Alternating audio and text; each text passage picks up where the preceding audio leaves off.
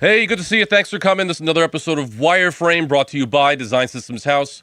I'm your host, Diamato, and today, very special day today, we're going to be talking about code on TV with a very special guest, Jason Langdorf. Lengstorf, is that right? Jason, help me out here. Is that correct? I say it right the first time, and then I'm just like, wait, I'm second guessing myself all the time. Go ahead, Jason. Just introduce yourself so I get my foot out of my mouth.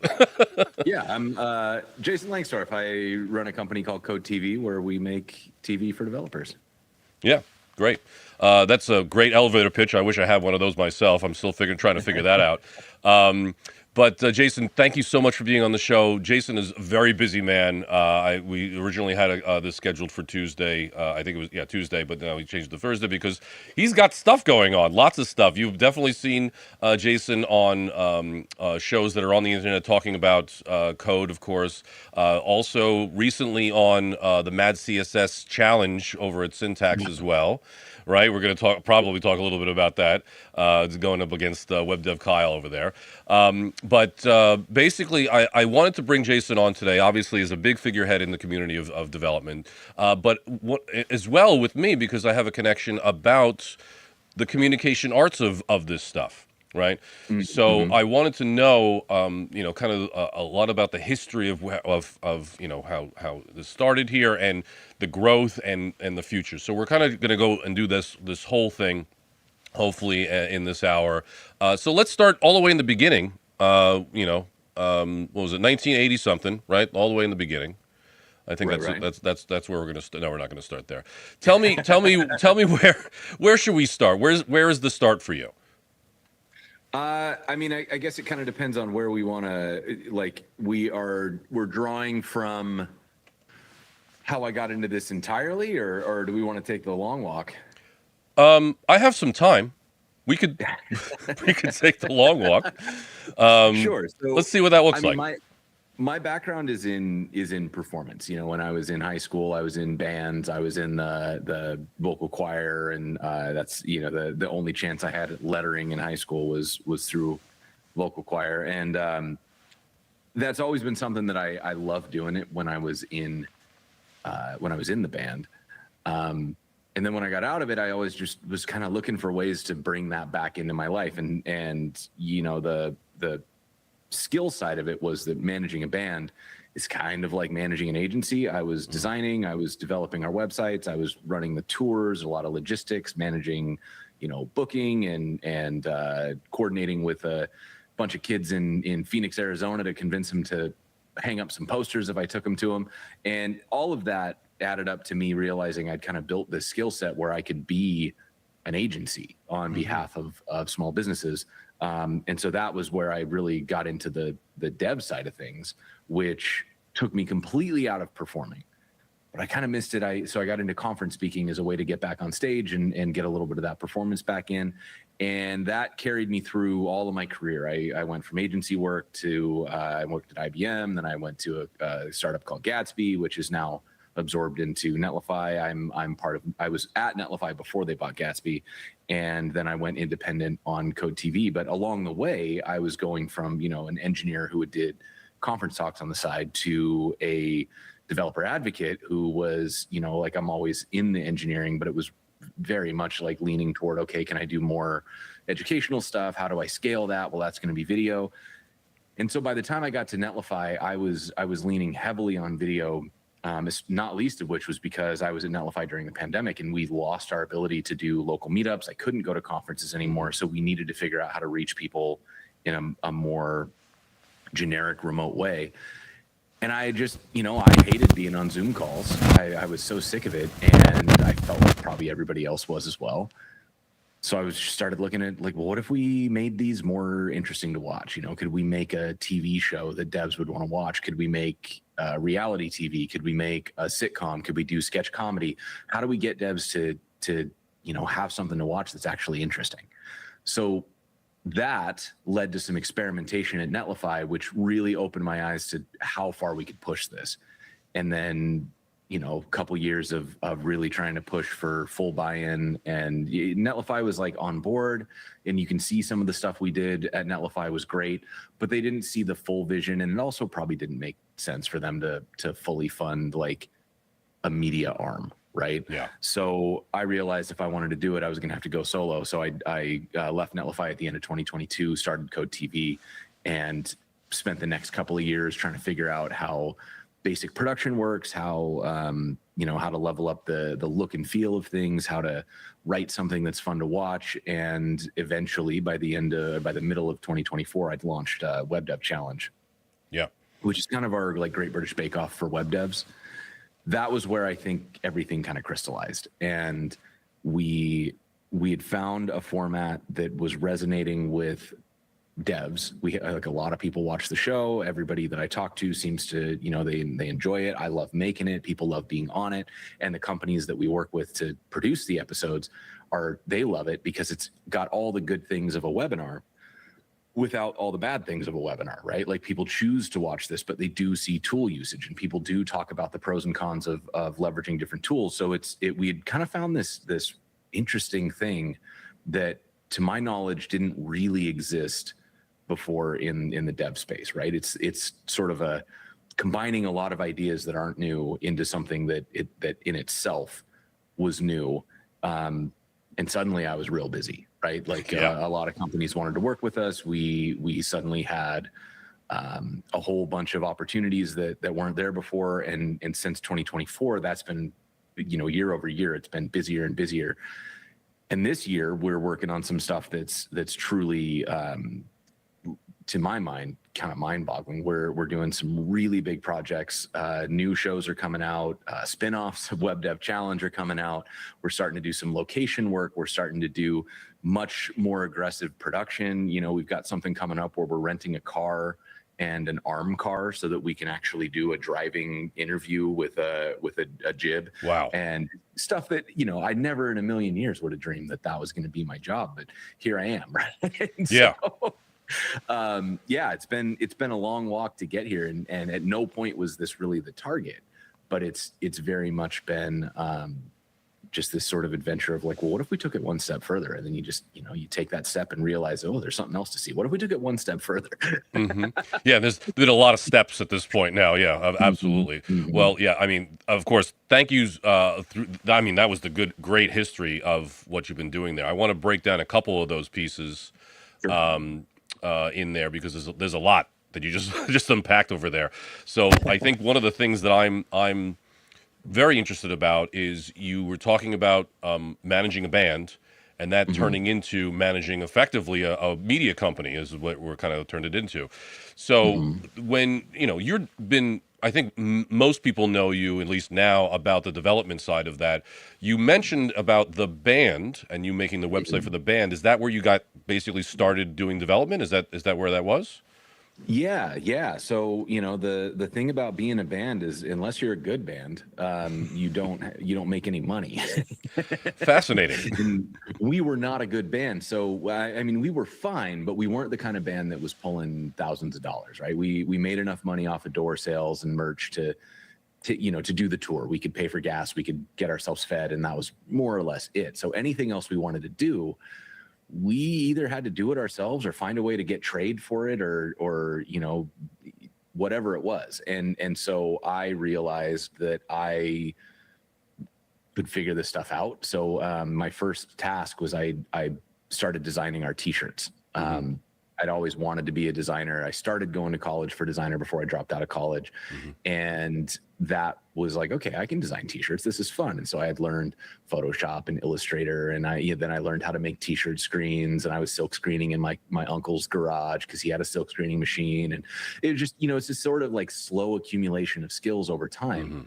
And the thing that I found that was really cool about it was it was never like I didn't feel like I ever sat down and forcibly studied. It was always, well, okay, so the band has a MySpace, but what if we needed a website? Well, I can figure out how to make a website. And so I did the same thing. I designed it in Photoshop and I sliced it up and I did my, little like slice-based design. In I think it was like on like some hosting, I forget the name of the hosting company. Even I think it was GoDaddy hosting, right? Like I've heard of them. Up some files, and then from there it was like, well, what if we could update the blog? And then or no, it wasn't even that. I wanted to play our music. So I was like, oh, what if I could play the music? But then I didn't want people to be able to download it. So I was like, oh, how do you do that?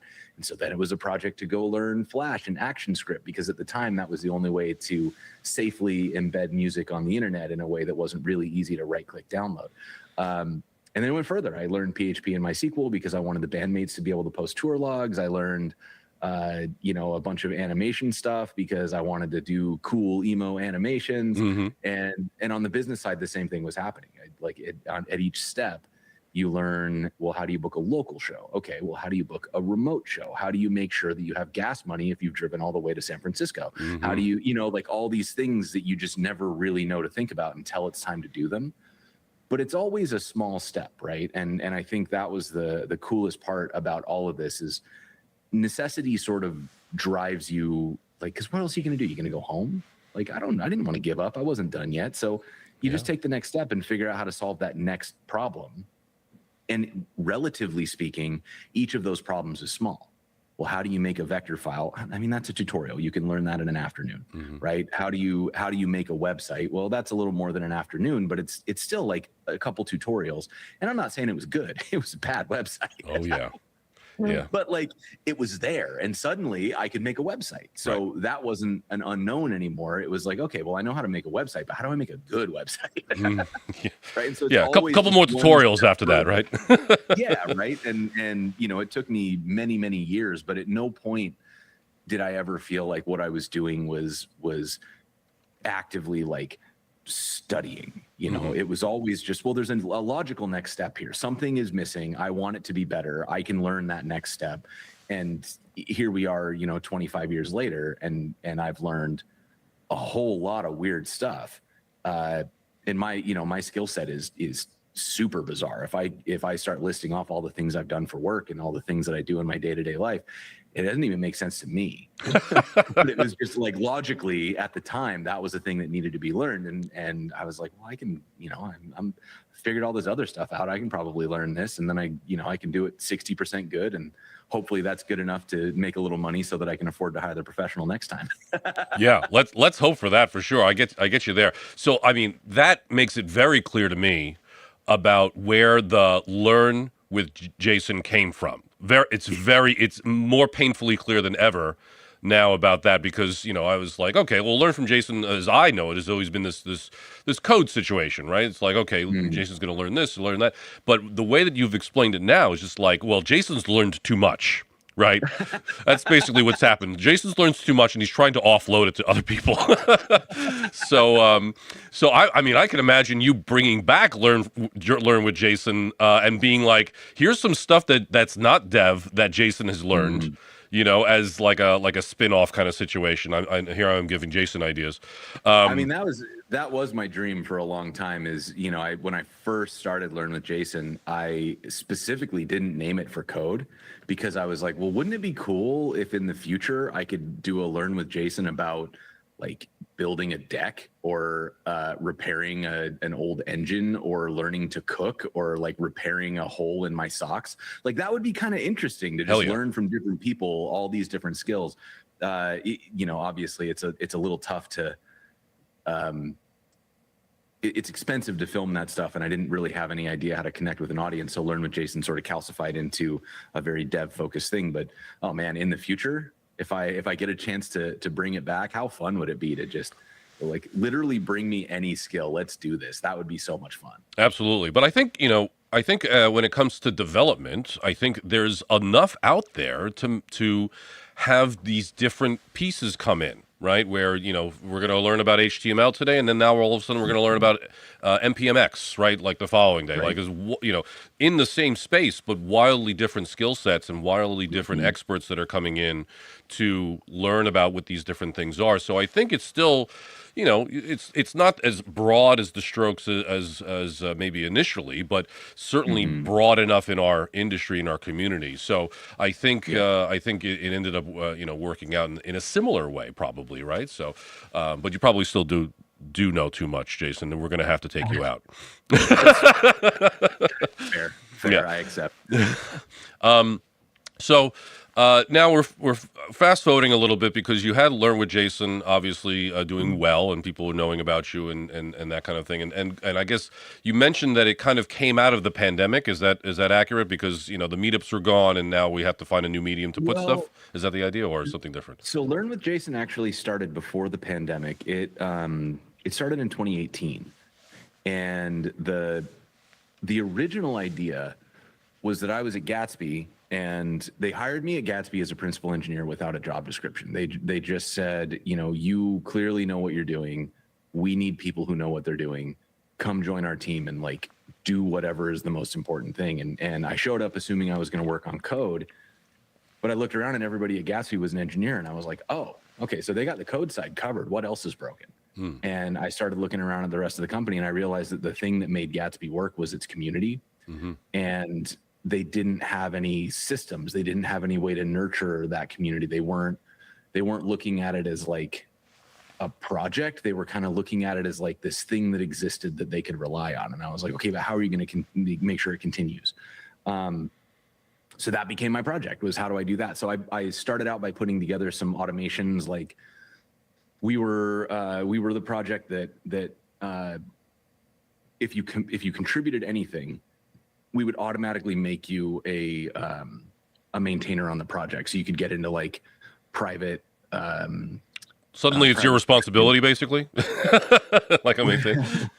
Well, and we had done it in a way that like you couldn't. We had owner files and stuff. So like once somebody got in, they were able to participate in private chats, and they had a badge on their GitHub account that was like, you know, a contributor to Gatsby and all that kind of stuff. But we had the right controls in place that it wasn't just handing the keys to anybody who showed up. But it was still like, it was in retrospect, it was probably a little bit like cavalier, but at that point in time, you could still operate a community with a higher level of trust, because it was still a lot of work to do the really nefarious stuff. And you know, we had enough active people. It was a good community, so it sort of self-policed, right? And I think what was cool about that was through that, we started to see the community really engage, and then they started asking a lot of questions, and we had this big backlog of things we wanted to learn. And my initial thought was, so I wanted to find ways to make Gatsby really transparent. That was the idea. It was like the learning should be really, if you want to be all the way plugged in, you could be in the weeds. And that was the idea of putting people into the maintainer discussions. That was the idea behind the original iteration of my live streams at Gatsby, which was actually to just live stream company meetings, which was a terrible idea.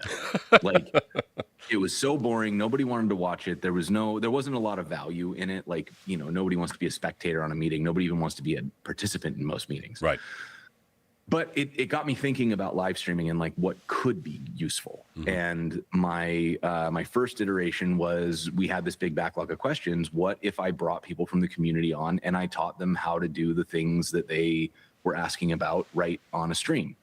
And so the first couple episodes, if you go all the way back to 2018 and look at the first few episodes of Learn with Jason, that's kind of what they were. It was like somebody came on and they said, hey, I want to learn this thing. And I was like, hey, would you be willing to learn it on stream? So I liked that format, but there were two limitations. And the first one was, I really didn't like knowing that I had to be the expert. Like, I thought that was pretty self-limiting, because there's a whole lot out there and I have my areas of expertise, but I'm certainly not, you know, I don't think I'm the best in any field. So to put myself in a position where I'm expected to be an expert in any field, it was kind of a, this feels like I'm setting myself up for failure. And then the other thing I didn't like was it had really bad power dynamics, because you had like me, the person who worked for the project. I'm a principal engineer. I have, you know, at the time I like a reasonable size following, and I'm a white dude. And I'm asking these people who are coming to us asking questions, who aren't necessarily white dudes, who don't necessarily have followings, who aren't like confident in their ability, maybe you're junior engineers. They're having to come on the show as the person who's getting taught. Mm-hmm. And I felt like that created this weird dynamic where it was like, come sit at my feet and learn from me. And that's a dynamic I've never really liked. I don't like the idea of gurus. I don't like the idea of like, I don't want somebody to be my mentor. I want people to be fellow travelers, right? Like we don't have mentors and mentees. We've got people who are at different stages of their learning journeys, and I can teach you something about what I'm good at, but you can definitely teach me something about something you're good at, no matter where you are in your life, right? Right. And so I wanted to make sure that what we were setting up wasn't something that established me as like this sort of unquestionable expert. So I inverted it and I said, okay, here's what we're going to do instead. I'm going to be the one who doesn't know anything. And I'm going to bring on people who are experts, and I'm going to showcase how much they know. And then I made an effort to bring people on who weren't just principal engineers, but like a junior engineer who just learned how to do something with Gatsby would come on and teach me how to do something with Gatsby. And I knew how to do it, but I could ask all the beginner questions and pretend like I didn't know it. So they look, you know, they get to show off what they've learned. They get to teach me something, and I have the ability, if they get stuck, to bail them out. Right. So it created a much better dynamic, I think. And I really liked that. I ran that for, we got to be close to 500 episodes now. Wow. And so that, I think that was, but when we got to the pandemic, that was when I really realized, I started looking at what was working about Learn with Jason. And I was like, we could scale this. Like this could be bigger. Like what if people were, you know, what if we had like multiple hosts and we were kind of thrown around like you do at the Academy Awards or at New Year's Eve, right? Like where you've got these different people in different places and they're kind of doing segments and everybody's coordinated, but they're all separate. You know, you could do like a remote, what a Dick Van Dyke's Rockin' New Year's Eve, where you've got somebody up on the crane, you've got somebody down in the crowd, you've got somebody back in the studio. You could do the same thing with a code show. So that was my initial plan, was to start building something like that. And then we found out that live is really, really, really, really hard. Live is hard? That's very interesting. I've never even considered how live could potentially be hard. Oh my God. Live is easy when it's just you, right? Yeah. When you're coordinating across like multiple people streaming from different locations. My horror story for this is during the pandemic, we had Netlify used to run this conference called JamStatConf. Okay. And we had decided that our vision for this was to run it like an episode of like Saved by the Bell, where we wanted this 90s vibe. Everybody was in big neon color block windbreakers and high top shoes. And we had built out this set. We rented a house outside of San Francisco. We completely emptied it out. We filled it up with retro furniture. We put pictures of ourselves in 80s outfits up on the wall. We went hard on this, so hard on this.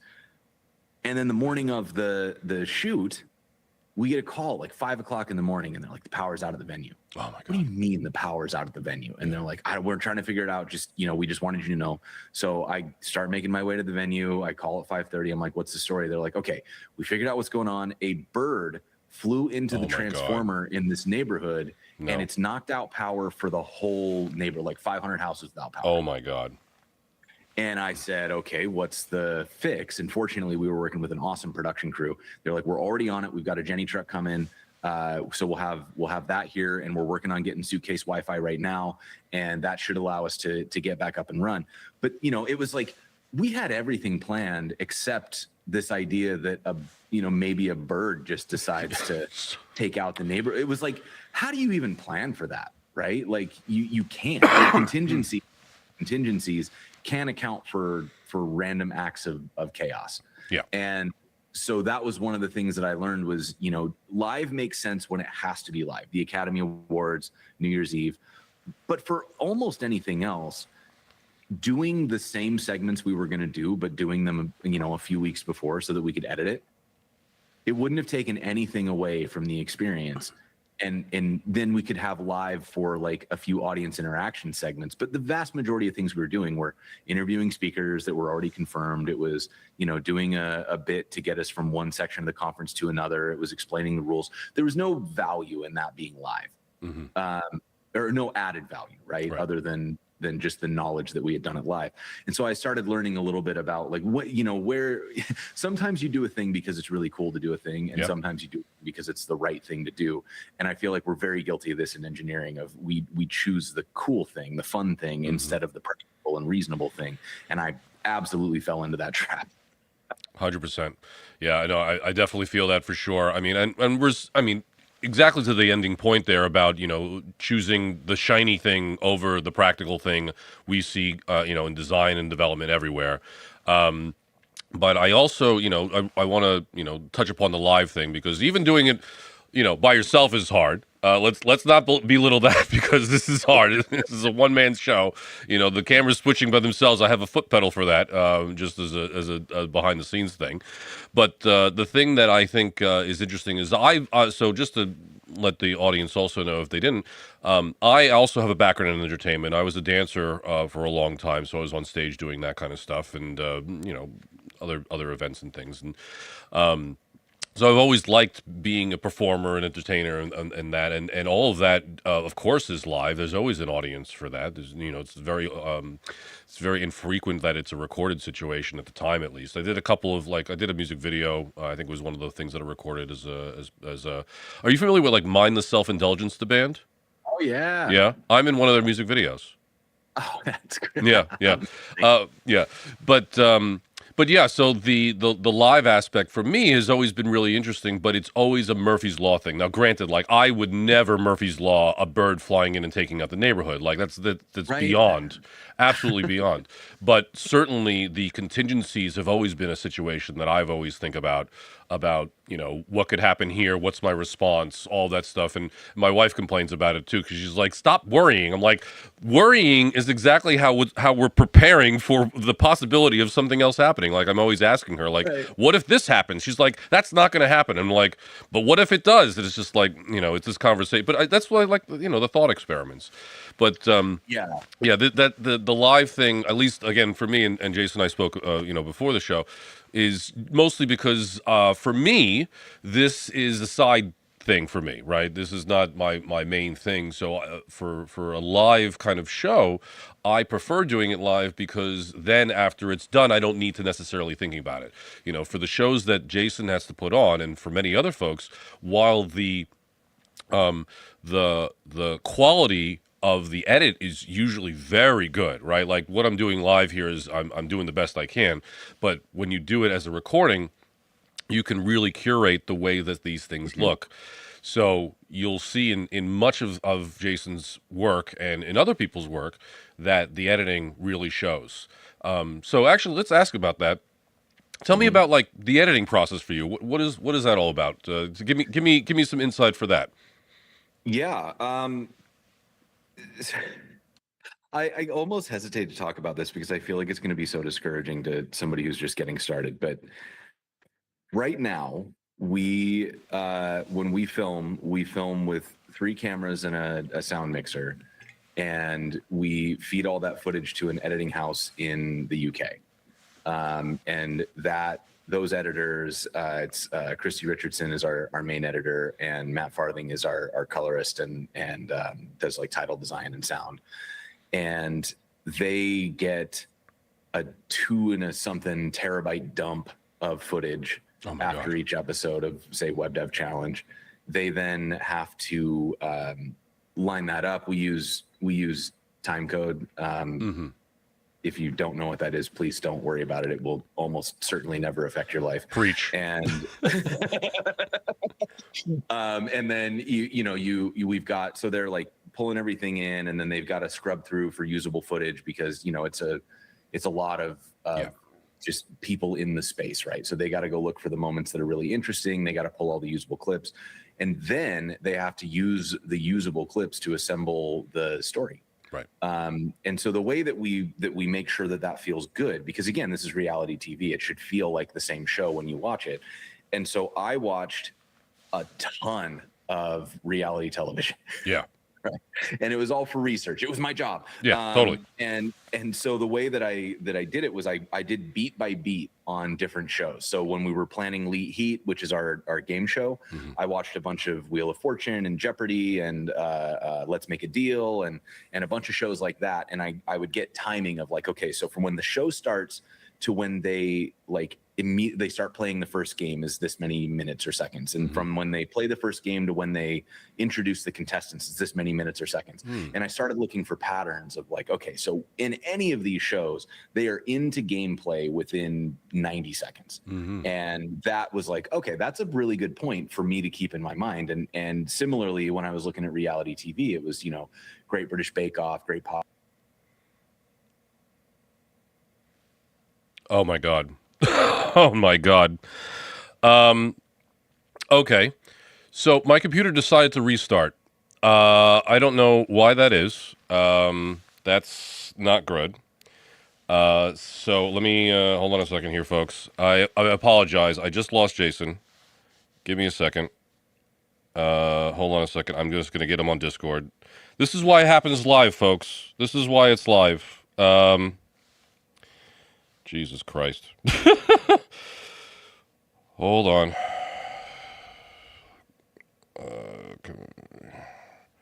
Restarted.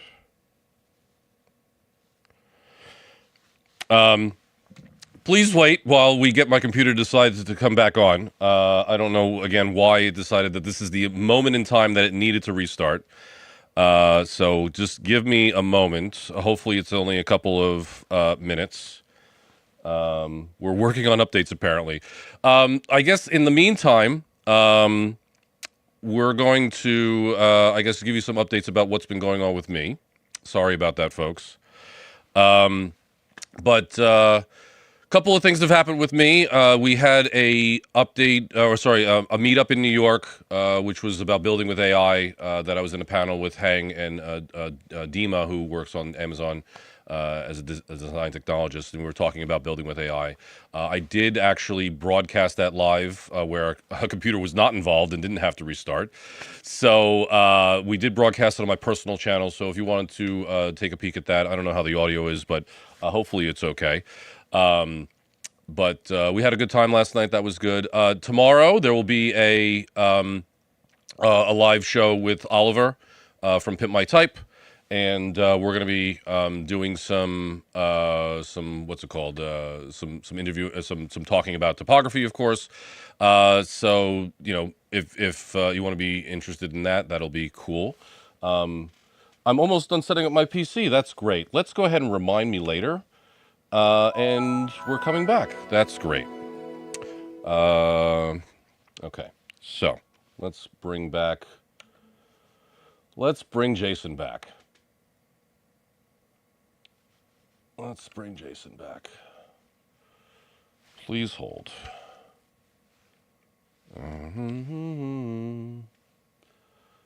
Oh my goodness gracious, please leave me alone.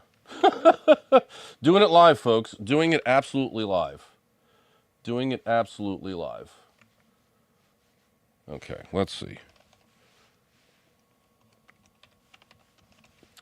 For the folks that are listening, I'm just typing in my credentials so I can log back in and get Jason back on the horn. Get out of here. Get out of here. Google Meet. Bring it back.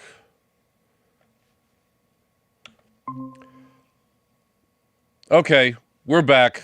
Goodness gracious. Hold on, let's see, minimize. Apparently my mic is not working yet. Hold on a minute. Okay. You hear me, Jason? Okay, I can hear you. Okay, great. Hold on, I think I'm coming in through the speaker here. So we were just talking about doing it live, and this is why you don't do it live, people. This is 100% why you don't do it live. This is what we get. I mean, we did tempt fate by talking about all the things that go wrong. Oh, of course. Absolutely. Let's see here. Okay, we got this. Audio output device is here, so now people can hear Jason. Okay, I think that's good. Okay. All right. Good God. All right. I think we're almost back here. Let me just put you here. Let's do a full screen. And we're back. I mean, actually, so the nice thing about this, and I'm going to explain this to everybody, is that we were still live through that whole thing. We didn't actually break because I don't use OBS, so I don't use my computer to actually go stream live. It all goes through a separate machine, specifically because of this. Specifically because I can't trust a computer, obviously. So that's why I want to have a separate device to make sure that I will never go down, even if I have a nice guest that I've been waiting on for a long time, and the world wants me to suffer instead, which is great. I appreciate that greatly, making it very interesting for me. Okay, I think we're better. I mean, Jason doesn't see my camera right now, but I'm not about to go ahead and troubleshoot that at the moment. But we were talking about editing. Jason was talking about the people on the editing team. He was talking about all of the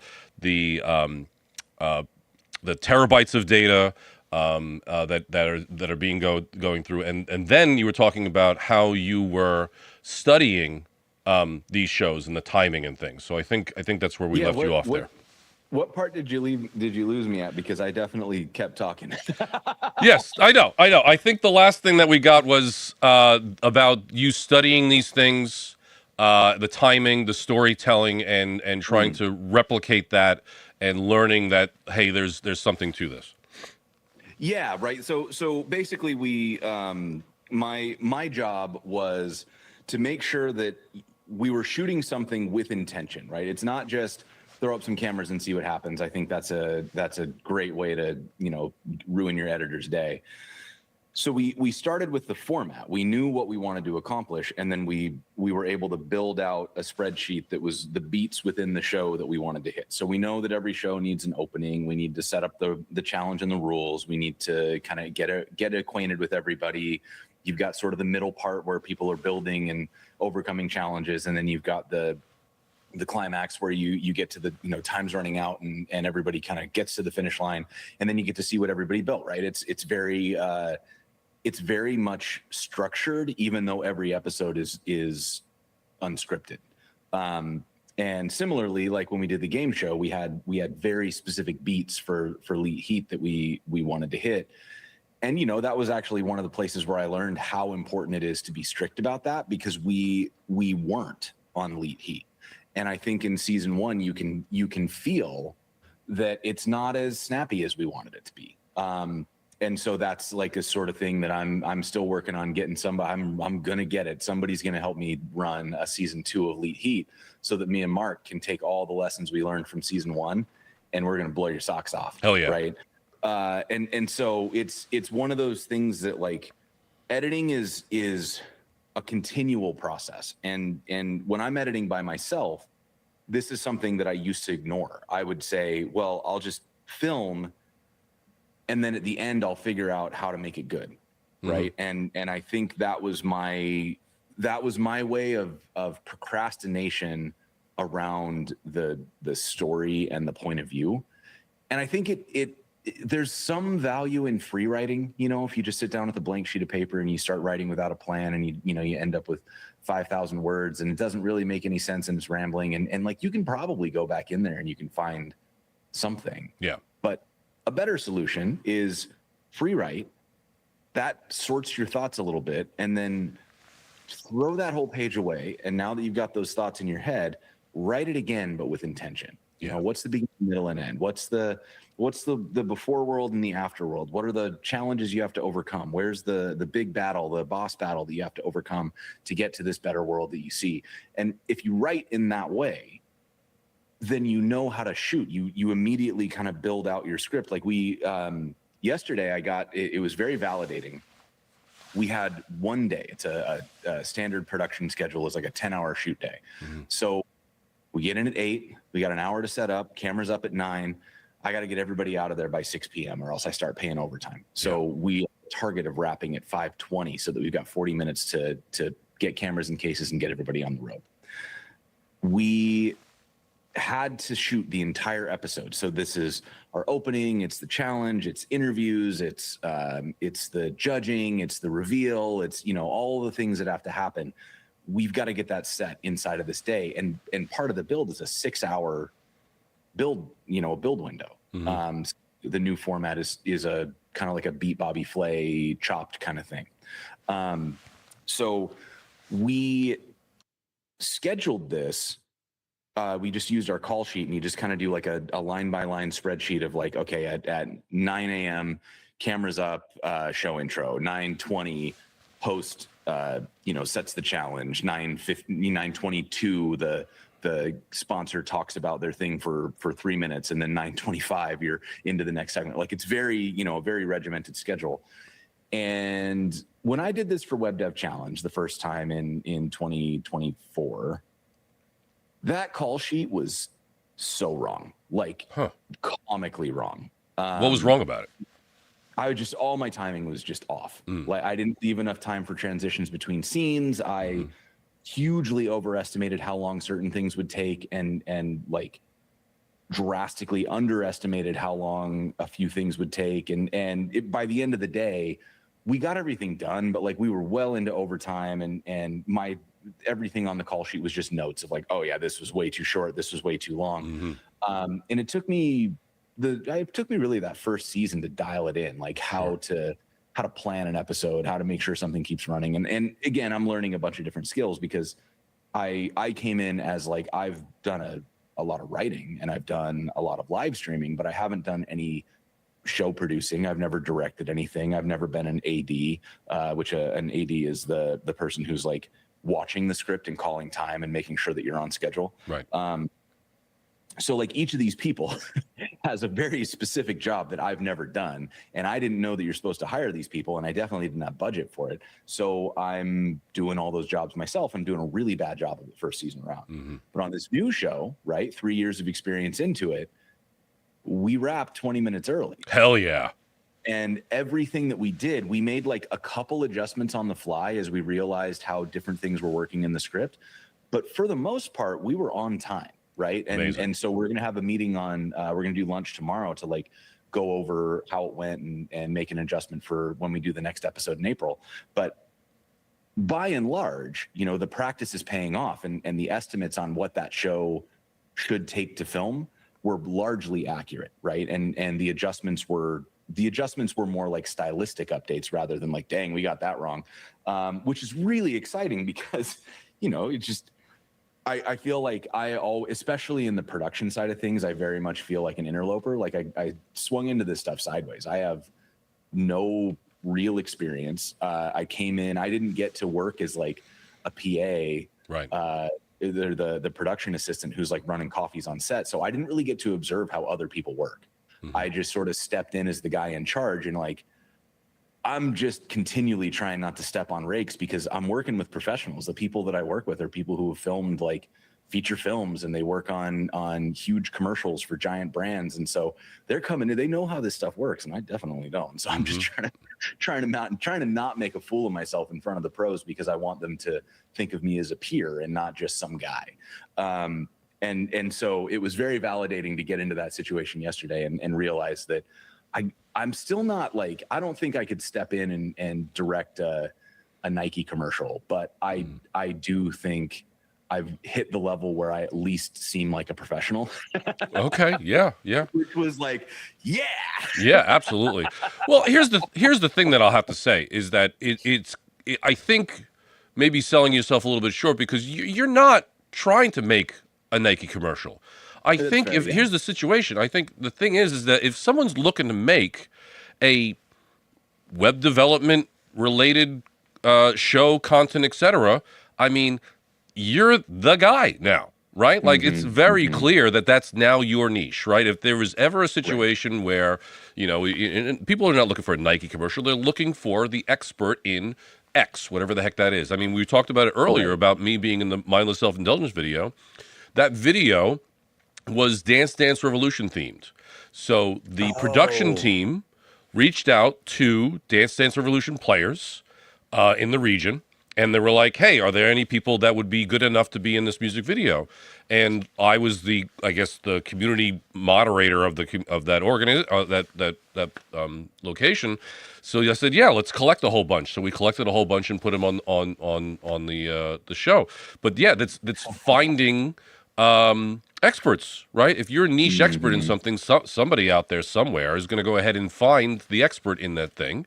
And again, yeah, sure, if it's a Nike commercial, sure, they're not going to call you or me or whatever, but they'll call you certainly for, hey, we have an idea for this other development thing, right? This is like, Hmm. and especially, the other thing I definitely want to bring into is the sponsorship situation, right? Hmm. So on my side of the fence, I'm always like very apprehensive about sponsorships because I know from history and other speaking with other folks that coordinate things, sponsorships can tend to drive and direct the vision. So I'm Mm. very interested to know, because I know that you do a lot of work with sponsorships. Can you go a little bit into your history about that and your feelings and how you manage that landscape? Yeah. So my initial experience with sponsorships was through conferences, and I was at Netlify. We were running the Jamstack conf, and I wasn't the one leading the sponsorship side of the house, but I was managing the people who were running the event. And what I found was like the sponsorships there were a little bit easier than I've seen for other conferences because we had such a clear point of view on what we were trying to do Hmm. that we weren't saying, do you want to sponsor this event? We were saying, this is what we're doing and we're looking for partners. Hmm. And it was much more of a yes, no. It wasn't well, what would that look like, right? I Or see. like, okay, well, when we sponsor people, we do it like this. It was way more like, okay, this is the plan, and it's going to have X, Y, Z in it. We need somebody to sponsor X, Y, and Z. Are you interested in any of these? Hmm. And suddenly the conversation is very different. And I've found that to be a really effective way of approaching this whole thing. If I'm doing a web dev challenge, there's no real wiggle room on that, right? Like, this is how it works. This is the show. Would you like to showcase your product as the required tool in a web dev challenge? That's how it works.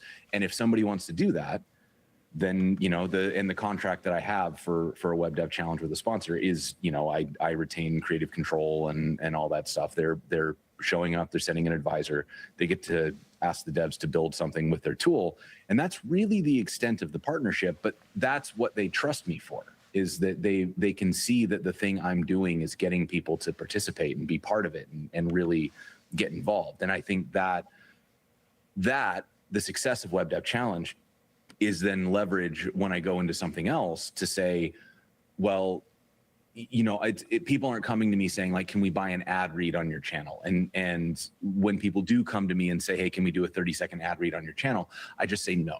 Hmm. It's not really a thing that we do. But if you've got a budget and you want to do some content, like, let me tell you about some of my ideas. Do any of these line up with what you want to do? And we've now sort of established this cadence where the sponsors that we talk to, it's generally a kickoff call where it's like, all right, here's the big list of ideas. Do any of these fit your goals, right? I want to talk to you about who you're trying to reach, what you're trying to do, what your product specialty is, where, are you focusing locally, globally? Are you trying to focus on brand awareness or like activation, education? And based on what they say, we've got a whole bunch of things we're already working on. And so it's much easier to then say, well, this idea feels like it would be a really good fit for you. Do you want to sponsor that? And then they can just say yes or no. I think that to me has been a big kind of unlock in terms of creative freedom. And I think the magic to that is not that we have so many ideas. I think that what it is we have a really high level of clarity on what the outcome is. So we're not saying, do you want to sponsor us, right? And I think that a lot of times when somebody has a channel and they say, do you want to sponsor us? If every video you do is different, then it's unclear what a sponsorship would look like, right? And so you're request is basically they don't know what they're going to get, and so they'll start to suggest what they want. And then you start to, now you're in a negotiation about what the content will be, as opposed to just like I'm offering, it's a trade negotiation. I have X, you give me money. Yeah. Right. Right. And so I think my advice to people has been to get really crystal clear on what it is you're asking for. Like, why are you approaching that sponsor?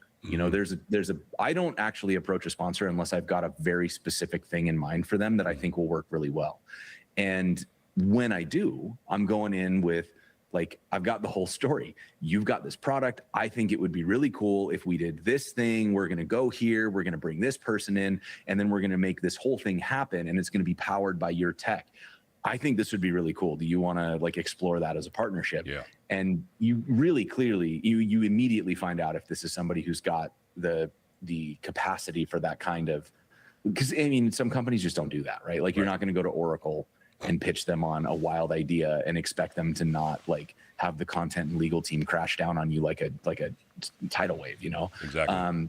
So you also just kind of in keeping creative control, you're also accepting that like some sponsors aren't a good fit. Like, for example, I don't really know if I could do content with like some of the VPNs that are like really, really common sponsors across tech channels. Yeah. Because what would I do? Right. Yeah. Like, there's not really a good story around a VPN as a utility. It's like buying a fork, and it's hard to make a whole story about a fork. And we could try, I guess. Yeah, and and I think the Pixar team would say hold my beer, but I feel like my approach has been sort of be thinking about what I want to make, start, look at existing media and let that, like, well, what would that look like if we adapted it to a conference or a tech show? And then start thinking about, well, how would we power that? And like, are there any really obvious partners here? And then start approaching those partners and just say, hey, I'm looking to build a kit from Knight Rider, but I want it to be powered by, voice to text. And I want to be able to actually talk to it conversationally. Yeah.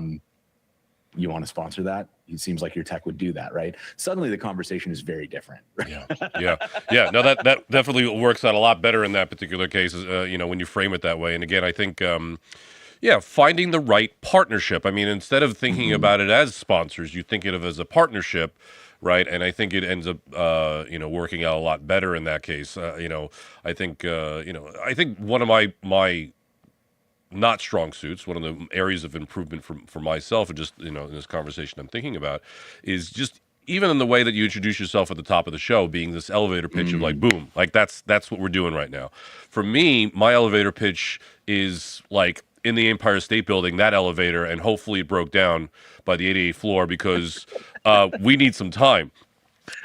So like that's been one of my areas that I need to improve as well, about me getting to the point about whatever the heck we are talking about or trying to sell on, to get this partnership to work and understand, because I think it's very clear about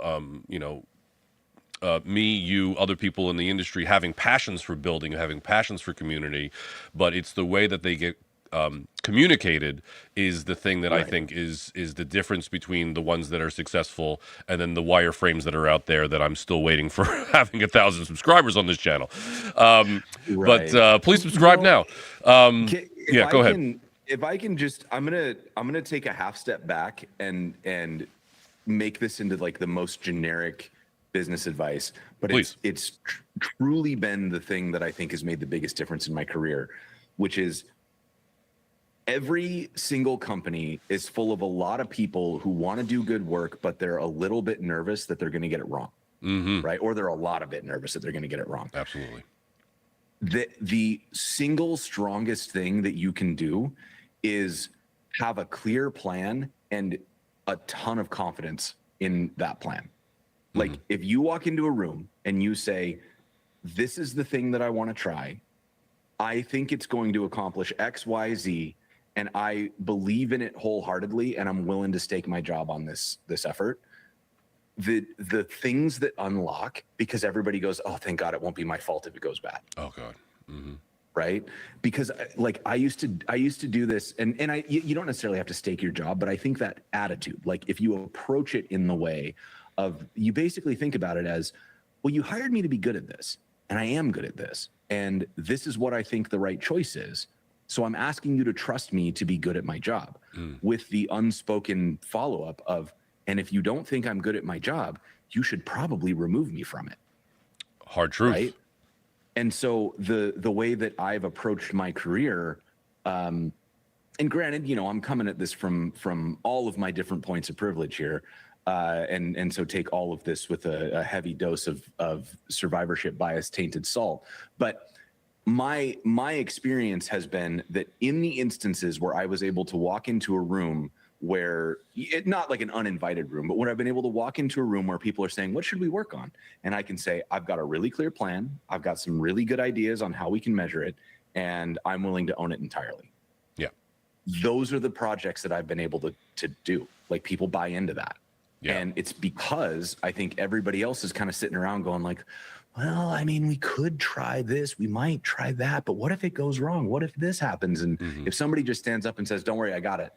Yeah. Everybody goes, oh, thank God. All right, let's move on to something else. Yeah. No, I align with that 100%. I mean, I've always been the guy that just got it. Right. And I think that aligns with the whole like learning situation, right? You're learning these things to be able to be the person who got it. Right. Like, and the other, you want to be like the other thing, like, speaking of being the person who got it, you might not feel like you got it. 100%. And in fact, in the vast majority of cases, I am only 90% sure that I got it. But I'm willing to be scared because I have continuous proof throughout my career that when I do set my mind to something, I'm able to figure it out. Right. Yeah. And so I always kind of encourage people, go 10% beyond what you think you're capable of, because you can definitely figure out 10% more. Right. I'm not saying, you know, if you've never made a TV show, go start making pitches to like Hollywood producers. That's probably going to end poorly for you. But like, if you've live streamed before, why couldn't you do a stage show at a conference? Or why couldn't you do a sit down recorded, edited podcast? Like, that's only 10% harder than what you're doing right now. And if you have somebody that you can pitch that to, and say it's an employer or a partner or another, you know, whatever kind of company, and you can say, hey, I'm going to go make this thing. It's going to be really good. Here's my proof that like this is working. I'm just asking you to let me scale it up a little bit and imagine what happens if we put more gas on that fire. Right. You've got so much more leverage, and every time you do it, it's going to make you feel a little more confident that you got it next time, right? And that just adds up into this sense of you start to believe in yourself. And that sense of belief in yourself causes other people to believe in you. And it just turns into, you know, like, there are people in my life who've repeatedly proven this point. And, you know, like when I look at Sarah Drasner, there's never been a moment where Sarah said, well, do you want me to do this? Where anybody in the room was like, can you do that? Like, of course Sarah can do that. Right. We've seen her succeed over and over and over again. And that is something that it's built step by step. Right. And that's been true for me and for everybody else I know who, you know, people will talk about our careers like, wow, you've come so far. And it's like, man, you should have seen the scared kid that I was when I was in my early 20s. And then you just take that first scared step, and then the next one's not quite so hard. And by the time you get to 40, you're kind of like, this is fine.